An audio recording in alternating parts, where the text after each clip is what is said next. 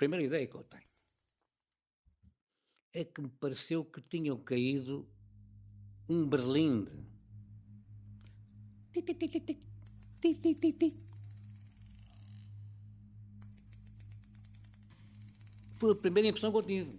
Os miúdos deixaram... Mas para às 3 da manhã, depois começou a chapar a escada.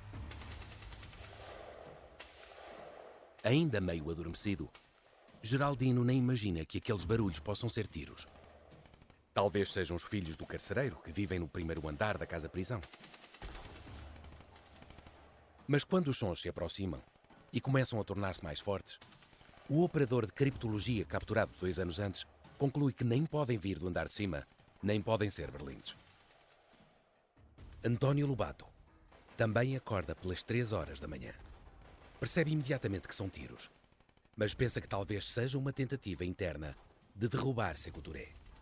Tiros a aproximar-se e tiros a afastar-se. Tiros a aproximar-se e tiros a afastar-se. A primeira ideia foi, olha, é mais uma intentona cá no Sékou Touré, que aquilo havia, eram frequentes, pelo menos contavam eles. É mais uma que nos bate à porta, vai aqui próximo. Mas nunca tinha ouvido nada assim? Não, nunca tinha ouvido nada assim. Mas por aquilo que ouvia dos presos, dizia, é mais uma. Dentro de minutos, Lobato há de ouvir uma segunda explosão. Mas essa vai abrir-lhe uma porta para a liberdade.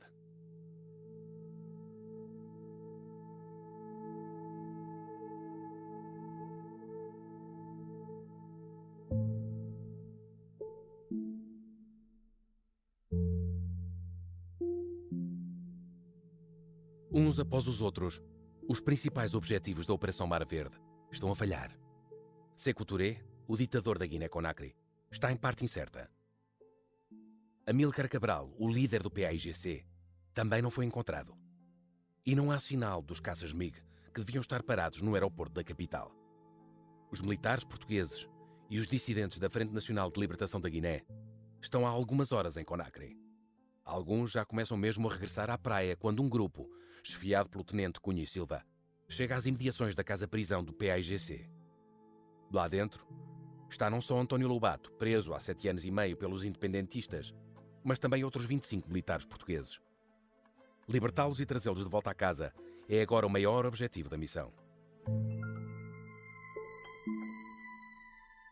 Este é o Sargento na Cela 7, uma série para ouvir em 6 episódios que faz parte dos Podcast Plus do Observador. É narrada por mim, Pepe Rapazote, com banda sonora original de Noiserve.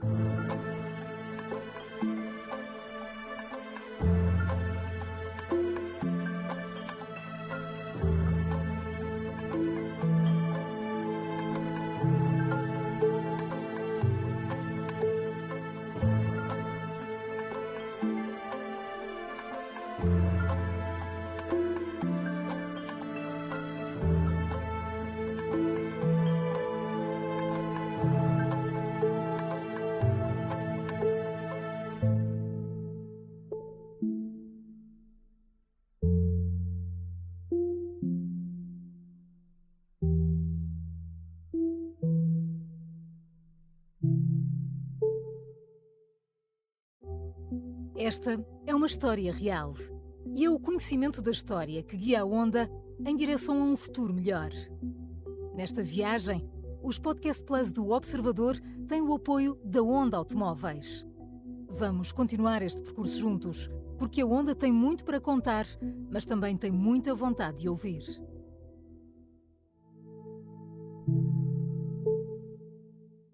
Episódio 6. O Resgate.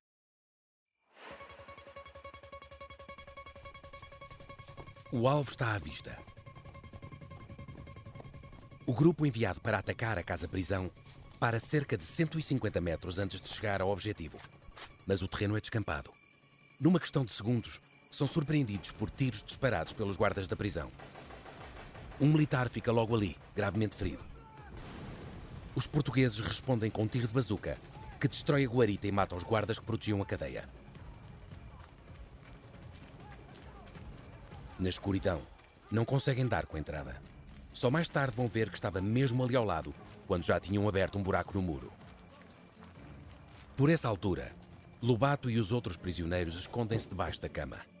Quando o segundo tiro de bazuca é disparado, João Neto Vaz chega a pensar que vai morrer. que eu pensei que morria nessa noite. Tive para aí 2, 3 minutos sem ar dentro do quarto, debaixo da cama.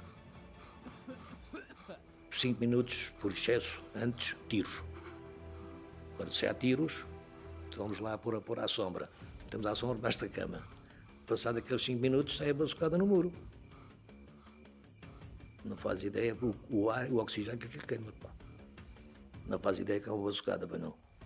Aquela coisa parecida com um trovão ligeiramente grande. Uma bomba de carnaval multiplicada por 50 mil vezes. Rebentaram com a janela e gritaram pelo meu nome. E instintivamente uma pessoa aí adivinha tudo, como se tivesse conhecimento de tudo, como se tivesse prévio conhecimento de tudo. E a grita, são os nossos, e para mim vem ele para a janela fora.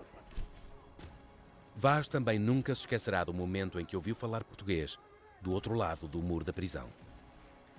Ora, o gajo está ali assim, manda a bazucada e depois aproxima-se e começa a falar português. E nós percebemos logo disso lá dentro. Nós estávamos relativamente perto um do outro, nós sabíamos onde é que eles estavam sensivelmente, mas eu não sabia onde nós estávamos. Nós começámos depois a escavacar o resto da janela para gritar que estávamos ali. Nós saímos para a janela, nem foi para a porta. Um gajo estar ali preso tanto mês e depois ouvi falar português cada parte de fora. Tchê! Não se consegue descrever. Ninguém consegue descrever o que sente. Os fuzileiros dão com a cela de Lobato, Vaz e Rosa e perguntam pelos outros prisioneiros. E encontro o marinheiro, o Simas, ele foi lá à prisão com o grupo dele. E diz, onde é que estão os outros? Está na outra ponta da prisão. Fui com eles até a outra ponta do recreio da prisão, que tinha outra porta e outra sala, onde estavam os outros 24 ou 25. Lobato leva-os até ao outro lado da casa, onde os restantes também são libertados. Vestem apenas uns calções e estão muito magros. Um dos militares envolvidos na operação contará mais tarde como pareciam doidos de tanta alegria. Riem e choram ao mesmo tempo. Os fuzileiros só querem sair dali o mais depressa possível, mas aqueles homens não param de festejar. António Lobato garante que no grupo nunca ninguém pensou que algo assim fosse possível. A jornalista Tânia Pereirinha conversou com António Lobato. Nunca me passou pela cabeça. Nunca me passou pela cabeça. Nem a mim, nem a ninguém. Mas continuava a acreditar que não ia ficar ali para sempre. Sim. Sim. Tudo acaba. As guerras acabam todas, mais cedo ou mais tarde. Não é? Se eu sobrevivesse os anos suficientes para a guerra acabar, não me queriam lá para nada depois.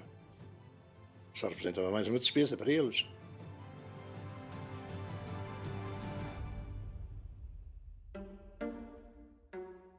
E, no entanto, para Dino, a noite de 22 de novembro era apenas uma espécie de Natal antecipado.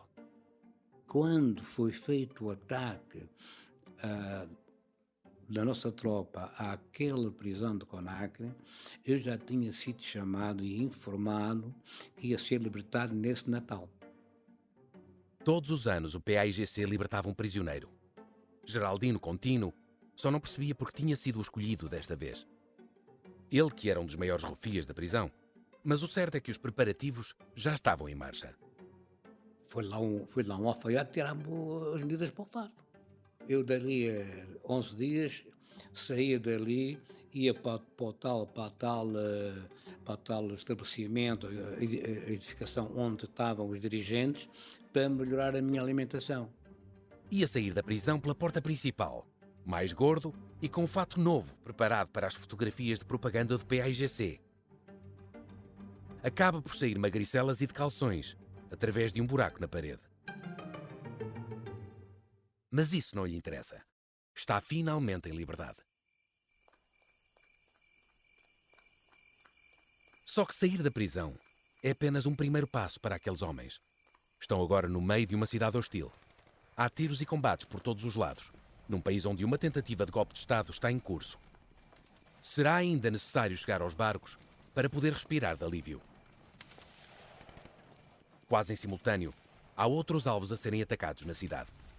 Um deles é o quartel da Guarda Republicana, que serve também de prisão política. Na equipa, vai um dos mais lendários, mas também controversos, comandos da guerra em África, Marcelino da Mata.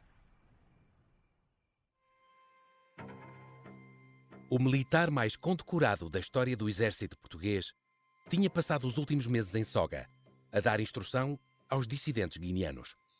Mas no momento de zarpar para Conakry, tinha desaparecido.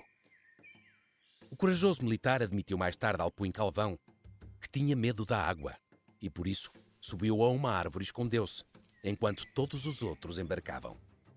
Só desceu porque teve vergonha, mas não se livrou de uma ameaça de 10 dias de cadeia quando voltasse da operação.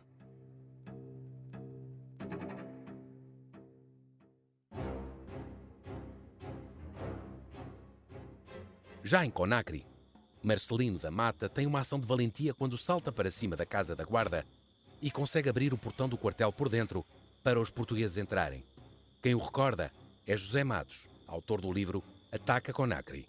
E o Marcelino da Mata, mostrando justamente as capacidades, as aptidões militares que tinha, como se fosse num filme de Hollywood, salta pela janela, portanto, pelo vidro da janela, para dentro da casa da guarda e mata a facada, digamos, com o sabre que ele levava, mata o sentinela que lá estava. E abre o portão por dentro. Portanto, o portão estava fechado e é o Marcelino da Mata que depois sai da casa da guarda e abre o portão. Os portugueses conseguem entrar. Mas o comandante do grupo, o alferes Abílio Ferreira, natural de Nelas, é atingido com uma rajada na cabeça e morre. Será o único europeu a perder a vida durante a Mar Verde. Oficialmente foi dado como morto na Guiné Portuguesa. E era também o único que conhecia por inteiro o plano de ataque ao quartel. A partir desse momento, o próprio Marcelino da Mata dá a ordem. É para matar tudo o que aparecer à frente. E é isso que acontece. Era um militar que, para quem estava com ele, era excelente, mas para o inimigo era péssimo, não é? Portanto, não tinha piedade, não é? E ele, de facto, mata muitos guardas republicanos que estavam dentro do quartel. Fala-se que ele terá matado à volta de 80, 90 elementos lá dentro. Portanto, vejam bem a violência, não é? Desta situação. Muitos dos guardas são mortos por Marcelino, já depois de se terem rendido. O comando executa também vários militares guineanos que estão do lado dos portugueses. Anos após a operação, Marcelino da Mata há de contar que perdeu a conta aos homens que matou, quase todos apenas com o sabre da sua G3. Para trás, diz que deixaram centenas de cadáveres.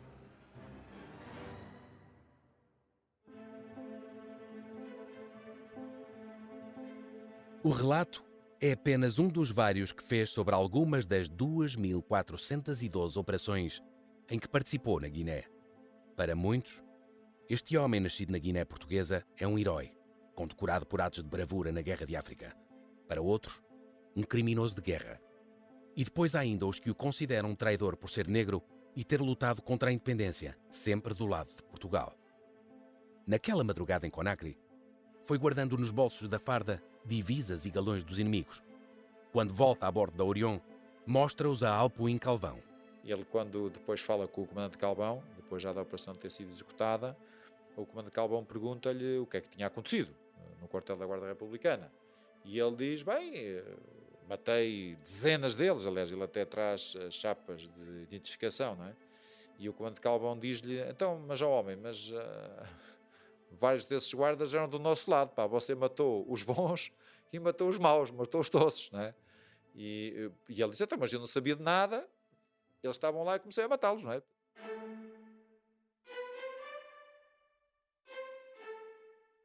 António Lobato é finalmente um homem livre. 7 anos e meio depois. Mas falta ainda chegar ao barco que o coloca a ele e aos outros prisioneiros a salvo. No meio da adrenalina da fuga, Lobato chega a pedir uma arma. E assim, dá-me uma granada para dar-me uma arma qualquer coisa.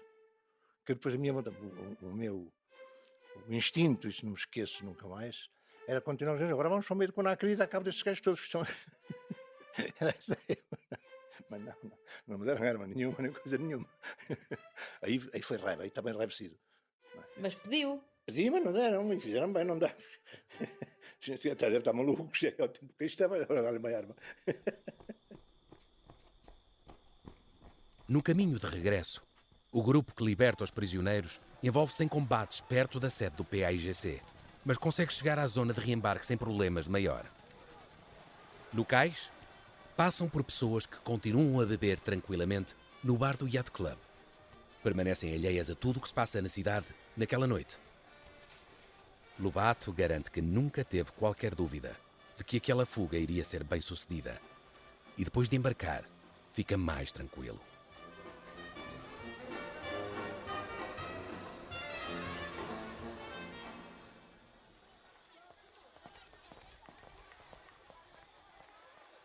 Do outro lado do porto, já começam a juntar-se pessoas a olhar para as lanchas que continuam sem sair do lugar. Em vez de se deitar a descansar, João Neto Vaz vai tentar perceber por que não segue em viagem. Estive a falar com um gajo qualquer, dentro qualquer da Marinha, que estava na lancha onde eu estava. Então, estão aqui assim a fazer o quê? Rapaz, se vai haver um golpe de Estado ali assim, vamos beber uma imperialzinha ali assim a Conakry. A ideia era essa. Mas aquilo deu tudo buraco. O resgate dos prisioneiros foi um sucesso. Mas o resto da operação está a ruir. É cada vez mais evidente que o golpe de Estado falhou.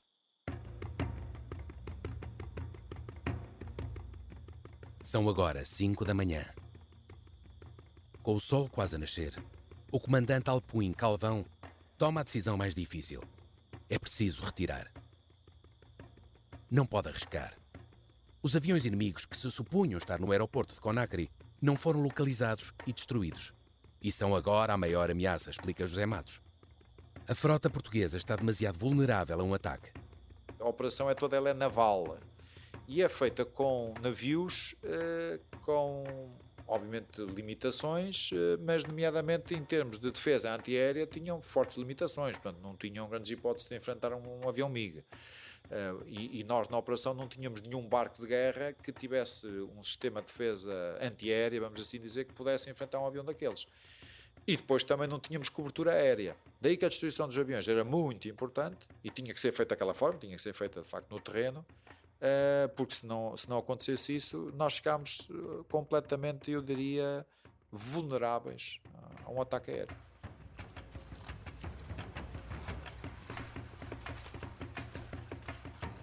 O reembarque das tropas é finalizado apenas por volta das 9 da manhã. Já o sol vai bem alto. O último grupo a regressar é o de Marcelino da Mata, que quase fica em terra. A montante recebe mesmo ordem para inverter o rumo de regresso e voltar atrás para os recolher. Luís Costa Correia, comandante da lancha, lembra a história de como o grupo se atrasou porque quis trazer algumas recordações de terra. O Marcelino da Mata distraiu-se, ficou a cortar cabeças mas como com o seu grupo ficou num saco. Passaram para um sítio qualquer onde havia instrumentos musicais e nunca mais me esqueço deles a chegarem nos botes, quando nos mandámos nos botes, uma situação de algum risco, naturalmente. Já naquela ocasião já tinha havido disparos sobre o nosso navio, que estava mais perto, não é? Nunca mais me esqueço de os ver com dois tipos lá, um com um trompete, outro com um trombone. E depois a bordo, já estávamos em viagem para lá, logo ao princípio, travam-se de razões por causa da distribuição daquilo, não sei o quê, dois, né? E então berrei-lhes lá da ponte. Foi das poucas vezes na minha vida que eu berrei, não é? Diz, atenção, olha, há uma paragem daqui a 100 metros, saem aqui. Foi remédio santo lá.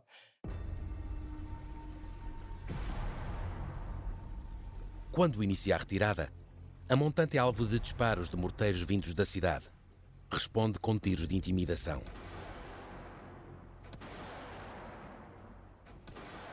Porque ao fim e ao cabo, as últimas salvas do Império não foram na Índia. As últimas salvas do Império contra outro país, não necessariamente contra a Marinha, contra as Forças Armadas de outro país, foram as do meu navio. A pessoa que tinha reservas sérias relativamente à operação. É os paradoxos da vida.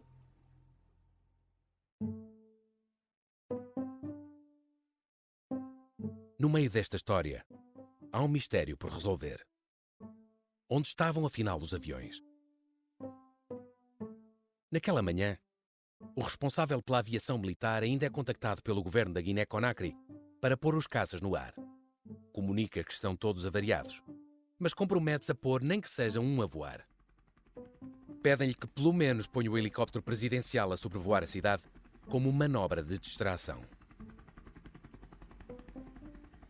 O objetivo é fazer crer aos invasores que o presidente tinha abandonado Conakry.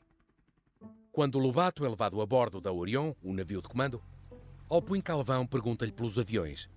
Só de olhar nos últimos meses pela janela da prisão, o piloto já sabia a resposta. Deu-me um grande abraço, disse, pá, viemos cá e valeu a pena, não sei o quê. Pronto. E depois começou a falar comigo, agora estamos aqui, está sol alto já, 7 da manhã, 8 da manhã, e agora os aviões. E eu disse, estou descansado que aviões não vêm. Porque eu passava a vida a olhar para o céu, pelas grades, a ver se via aviões. Era raro ver um avião militar passar, então aqui que estavam lá perto. E quando havia um 1000 ou 2 passar, mas aquilo tudo muito direitinho, que isto são pilotos de Algeira. Não tem treino. E não teria grande coisa. Mas não apareceram aviões nenhuns. Os caças tinham sido transferidos apenas 2 dias antes para Labé, uma cidade de 300 km a norte de Conakry. Só um acabou efetivamente por conseguir levantar voo naquele dia, já de manhã, para tentar interceptar os portugueses. Por volta das 9 horas, sobrevoa a cidade a baixa altitude e detecta um barco que julga ser inimigo, contou o investigador José Matos. O pobre do piloto, coitado, tem a infelicidade de já chegar à cidade, já as tropas portuguesas tinham retirado, já não havia barcos portugueses lá perto, e ele, por engano, acaba por atacar um cargueiro cubano que estava entrando no porto e acaba por disparar contra o cargueiro. Enfim, por acaso não matou ninguém, só por sorte, não é? Mas foi uma coisa que perseguiu esse homem, era um tenente, e que perseguiu esse homem o resto dos anos, porque nunca mais se esqueceu, coitado, de ter atacado por engano o cargueiro cubano, enfim.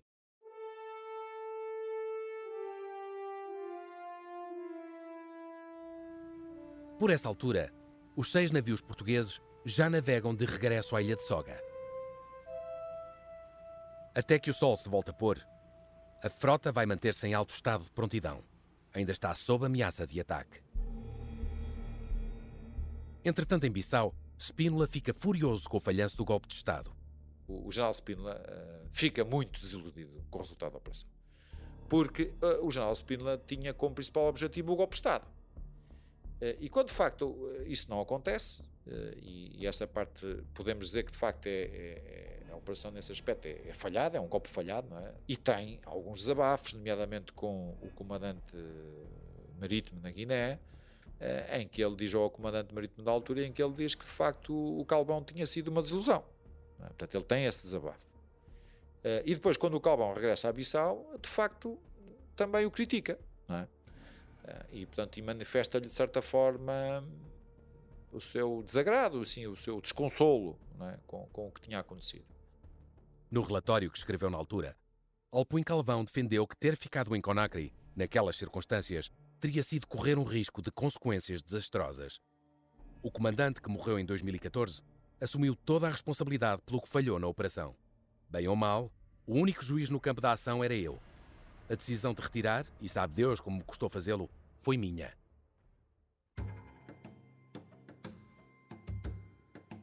Com o avançar da manhã, as forças leais a Sékou Touré começam a retomar o controle da cidade.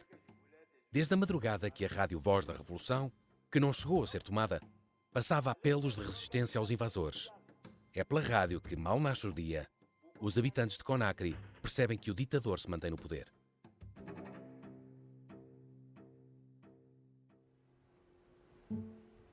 A bordo de um dos navios, António Lobato tem a primeira refeição em liberdade em mais de 7 anos.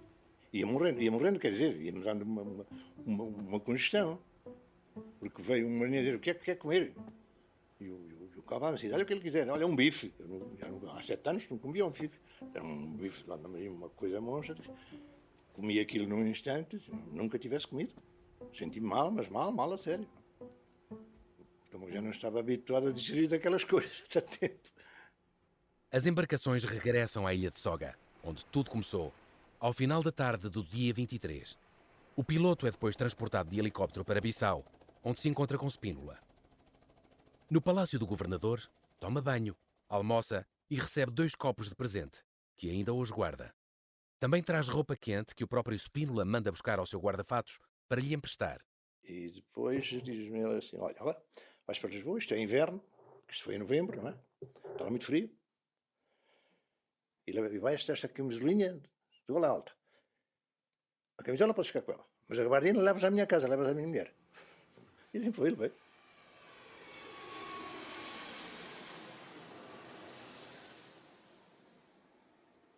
Na noite de 26 de novembro, Lobato e os restantes prisioneiros aterram no aeroporto da Portela, em Lisboa. O autocarro militar que os recolhe anda durante 1 hora às voltas até parar no Forte de Catalazete, em Oeiras.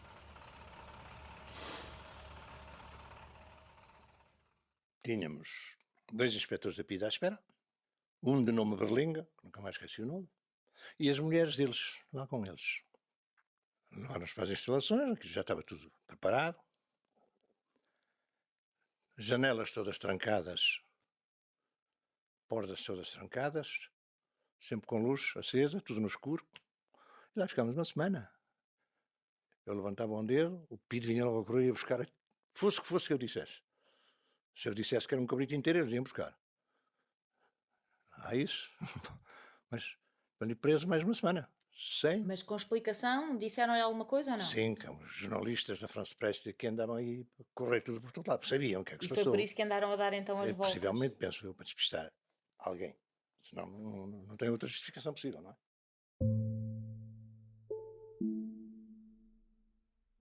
A última coisa de que os prisioneiros estavam à espera ao regressar a casa era serem atirados para uma nova prisão.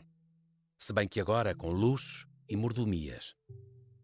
É preciso manter ao máximo o sigilo sobre o que acaba de acontecer.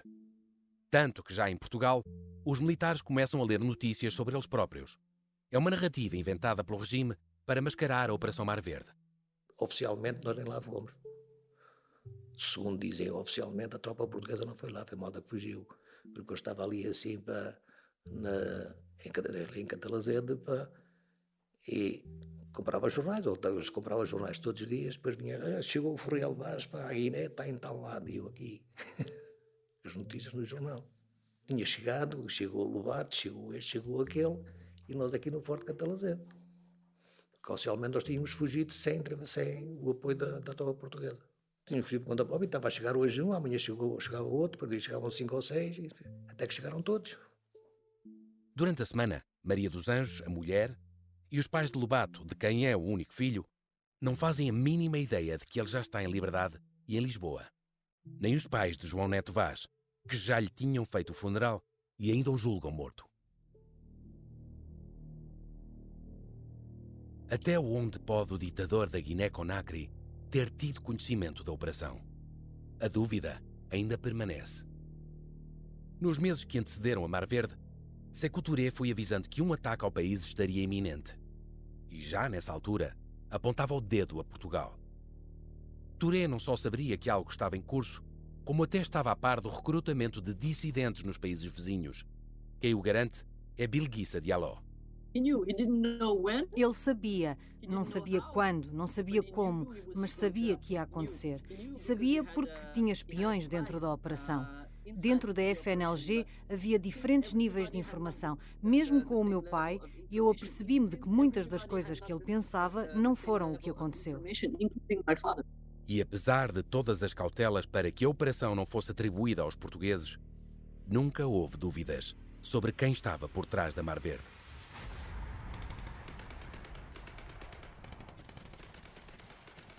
Ainda há combates nas ruas de Conakry, quando Sékou Touré acusa o Portugal fascista de recrutar e treinar centenas de mercenários para fazerem um golpe de Estado no país e pede a intervenção das Nações Unidas.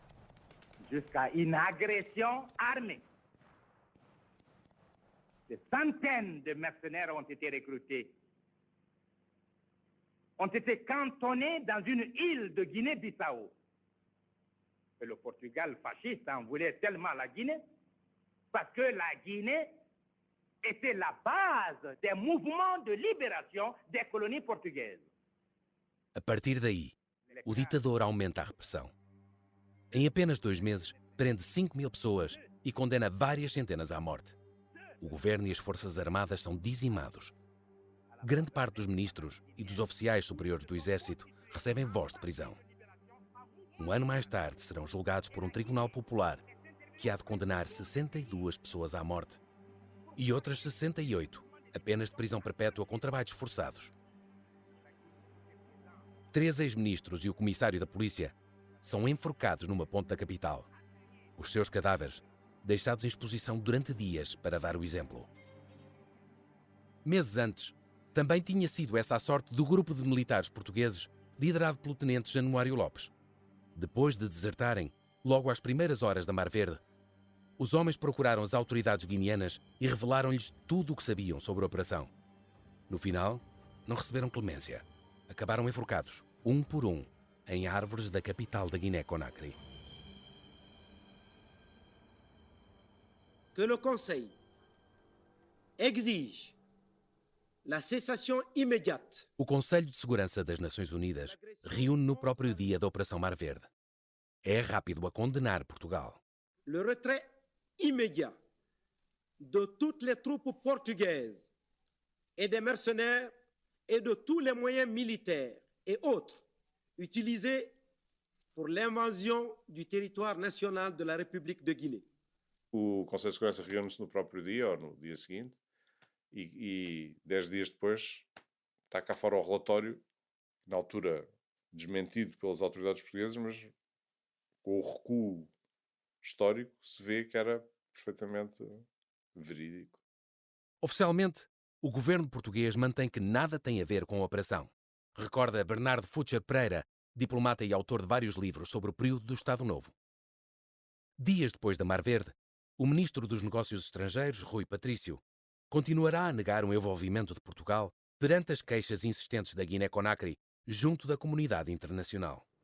Efetivamente, o Conselho de Segurança reuniu-se na mesma noite e foi distribuído aos seus membros uma carta da Missão Permanente de Portugal contendo o mais formal e categórico desmentido do governo português.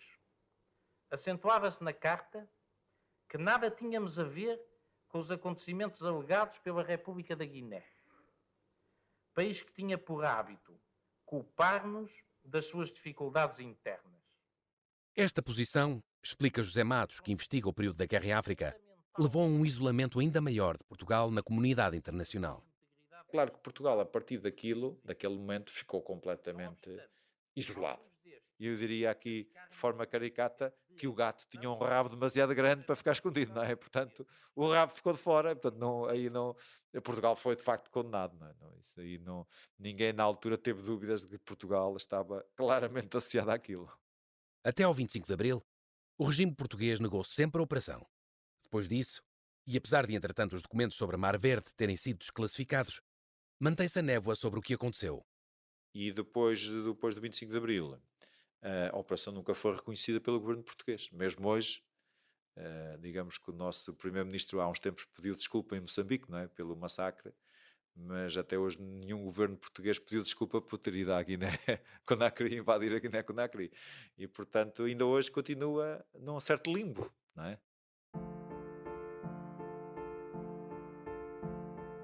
Naquele dia em que o telefone toca em casa dos pais, em Espinho, Maria dos Anjos está longe de imaginar a notícia que vai chegar do outro lado da linha. 7 anos e meio depois de uma espera angustiante, António está finalmente em liberdade. Ela nem quer acreditar. Nesse dia, de tal maneira, fiquei maluca que estava em casa dos meus pais, o meu pai recebeu o telefonema para eu ir para que o António estava em Lisboa. António tinha passado os últimos dias impaciente na sua nova prisão temporária, desta vez imposta pela Polícia Secreta Portuguesa. Ao fim de uma semana, dizem-lhe que poderá sair, mas com uma condição. Tem calma, pá. E agora, amanhã ou depois, sais daqui. E eu, não é? Mas tens que fazer uma coisa. Eu, o que é? Tens de inventar uma fuga, dizer que fugiste e não sei o que. Eu, não, isso inventar fugas é fácil, não custa nada. Então, inventa lá uma fuga, que amanhã eu venho-te buscar para ir à televisão. E é assim que, para o país inteiro ouvir, o sargento António Lobato, um herói de guerra que passou mais de 7 anos na prisão sem nunca ceder, aparece no horário nobre da televisão. Vai contar uma história imaginada de como fugiu sozinho. Mas isso, só por si, não é suficiente para o regime. Lobato e os restantes 25 prisioneiros libertados ainda têm de assinar um papel. Comprometem-se a não revelar nada sobre o que se passou. Oficialmente, a Operação Mar Verde nunca existiu. António Lobato está agora livre. Nunca perdeu a esperança de que aquele momento pudesse chegar. mesmo depois de tudo o que viveu na prisão. Só faltava mesmo o reencontro com Maria dos Anjos. Lembra-se do reencontro? Isso me lembro, não posso esquecer. O centro da Força Aérea ainda era na Avenida de Marquês de Pombal, ainda era ali, agora já não é, mas era ali. E eu nunca mais me posso esquecer do abraço que ele me deu. Não me esqueço.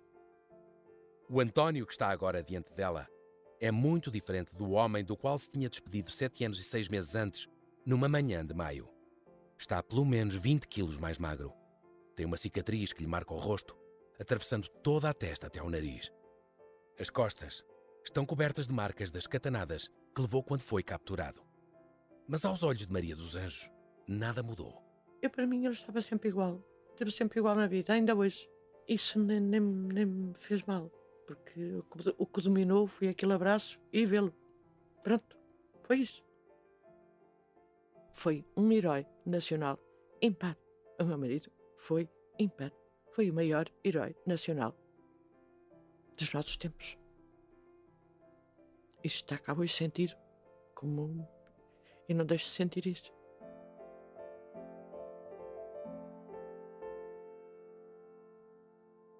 Já se passaram mais de 5 décadas desde que António Lobato foi resgatado e regressou a Portugal. Tinha 32 anos, agora tem 84. A cicatriz da testa está menos marcada, mas permanece lá. Continuou a ser piloto militar.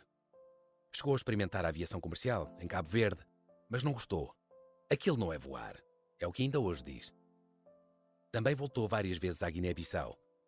Reencontrou alguns dos seus carcereiros, até almoçou com Nino Vieira, que na altura era presidente. Não guarda ressentimentos. Maria dos Anjos, a mulher, também cumpriu o seu sonho. Dedicou-se às artes, tornou-se bailarina e foi professora de balé no Conservatório da Gulbenkian. Agora, António já não voa. Mas se lhe pedirmos para definir a liberdade, é para dentro do cockpit que volta. E para a sensação de voar pela primeira vez. Sensações que eu acho que não há palavras para descrever. Não se sente tudo no primeiro voo. É uma sensação muito brusca, muito forte. A sensação de voar vem depois, ao longo do tempo, sei lá, melhor estou a dizer, uma pessoa sozinha num avião a 30 mil pés de altitude, a 10 km ou 12, a ver a curvatura da Terra, porque se vê, num dia limpo, numa imagem dessas que nunca mais esqueço, lá em cima o ruído desaparece praticamente todo, silêncio absoluto, e a gente a ver o mundo.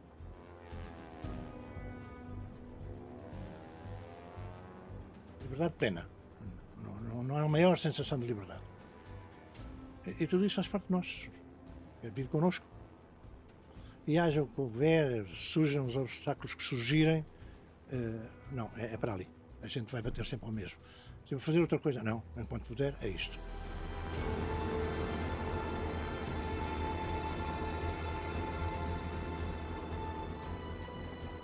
O Sargento na Cela 7 é uma série para ouvir em 6 episódios e faz parte dos Podcast Plus do Observador. Pode ouvir no site do Observador e subscrever nas plataformas de podcast habituais. É narrada por mim, Pepe Rapazote, e tem banda sonora original de Noiserve. O guião é de Tânia Pereirinha e João Santos Duarte. As entrevistas de Tânia Pereirinha. A sonorização e pós-produção áudio de Diogo Casinha. A coordenação é de Miguel Pinheiro, Filomena Martins, Pedro Jorge Castro, Ricardo Conceição e Sara Antunes de Oliveira. Neste episódio ouvimos também sons históricos do Arquivo das Nações Unidas e também retirados do YouTube.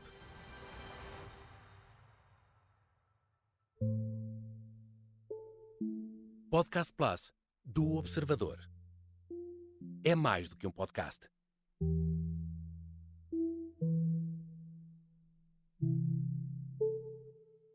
Os Podcast Plus do Observador têm o apoio da Onda Automóveis.